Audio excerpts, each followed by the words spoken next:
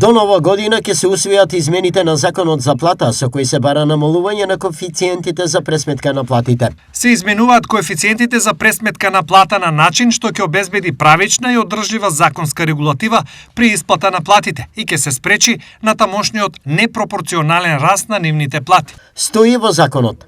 Со измените се офатени платите на председателите на државата и собранието, председателот на Уставниот суд, гувернерот на Народната банка, јавниот правобранител и други функционери.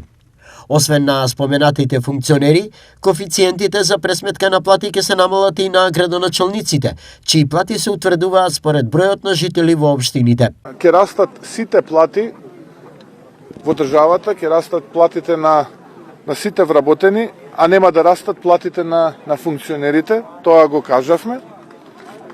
И тоа го правиме измена на законското решение, со кое што нема да има покачување на функционерските плати. Драстично зголемување на функционерските плати се случи минатата година во време на претходната влада и тогаш тие беа зголемени за дури 78%. За илустрација, платата на премиерот Христијан Мицкоски според информациите на сајтот на владата изнесува 140.450 денари или 2.280 евра.